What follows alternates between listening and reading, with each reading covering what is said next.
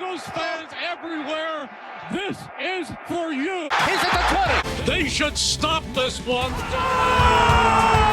Jack, domination, snot bubbles. He throws, complete, touchdown. They've got him again. They've got him again.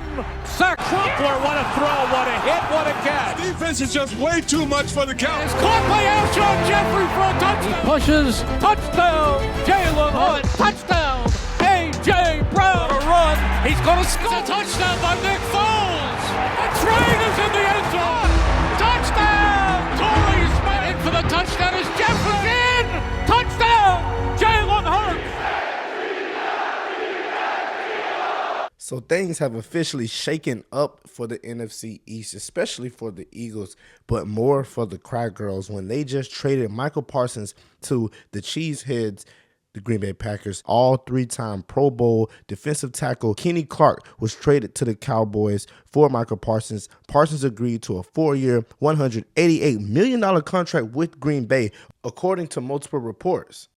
And it's not really surprising because the Packers were already rumored to be going out and trading for Michael Parsons, but it's official now. And this deal also includes $120 million in fully guaranteed money at signing. So the signing bonus, which is the largest contract for a non-quarterback in NFL history. And we talked about on my last show, we spoke about if Parsons would get a deal done with the Cry Girls, but it seems as though he won't because he's with the Packers now, and we won't even have to worry about Parsons week 1. We didn't have to worry about him, seeing as though there were disputes and negotiations with the Cry Girls. Anyways, he wasn't going to take the field in week 1 until he got a deal, but this is huge news for the NFC East, and I think the power dynamics has now shifted for the NFC East, and the Eagles are in main control. We're in the front seat of everything.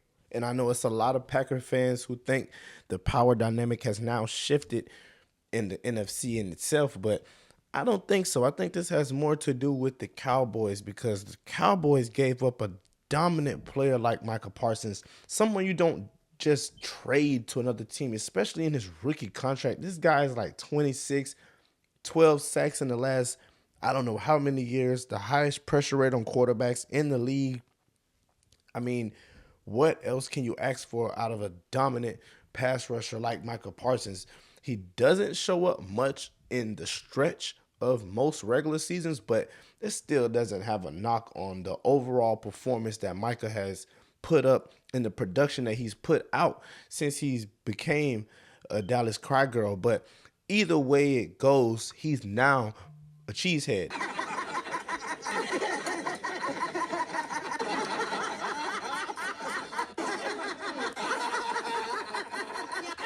And the circus show in Dallas continues. And I love Jerry Jones as an owner and GM. You have to love Jerry Jones as an owner and GM if you have a team that you are a fan of in the NFC East. But just thinking about this trade and looking at this trade and looking at the team that Jerry actually sent Michael Parsons to, this is a team that has continuously upset the Cowboys in multiple playoff games. I'm talking about has been an obstacle in Dallas's way. I'm talking about to get to Super Bowls, to get to NFC championships.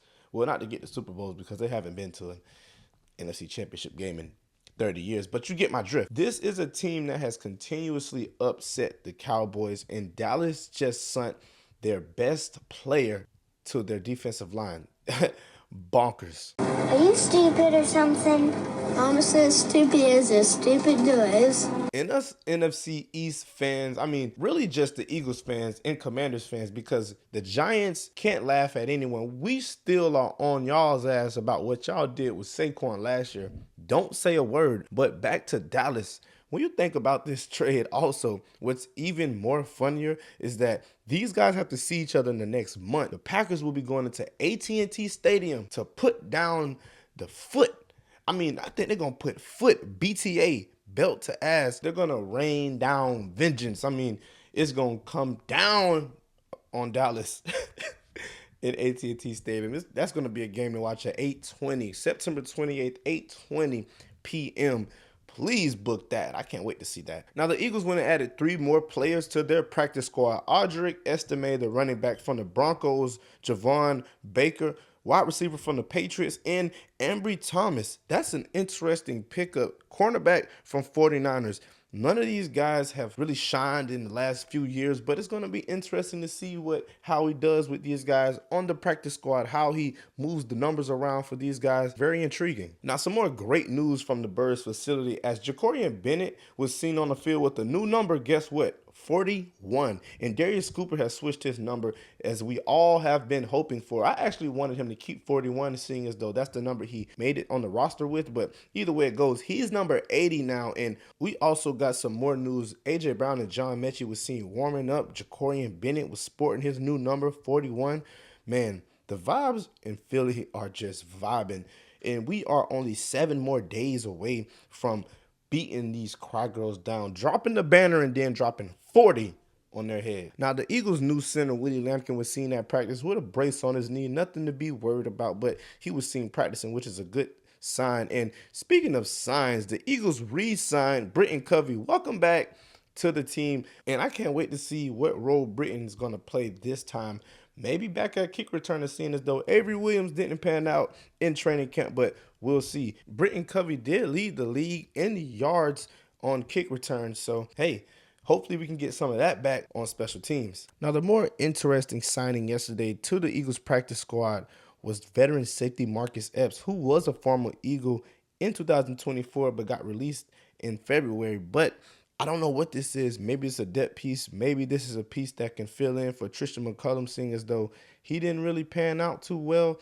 I didn't have much faith in him going into the training camp, so we'll see what that is. But Marcus Epps back on the Birds in 2025. Now, some even better news. A.J. Brown, Landon Dickerson, both 2 days in a row have been practicing with Landon Dickerson on that knee and A.J. Brown dealing with that hamstring. And these guys are set to go for the first week. I don't have any more questions about Landon Dickerson, and I've never had any questions about A.J. Brown. Also, remember how I said Britton Covey was back?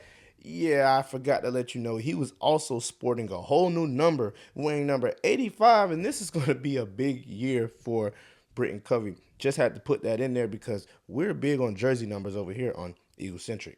And Drew Makuba, who has been dealing with the growing injury, had his helmet on and was working out yesterday on the field while the team was warming up. So let's pray for speedy recovery for Drew Makuba. Now, with Drew Makuba's injury, I still don't know if he will make it for the week 1 matchup against the Cry Girls.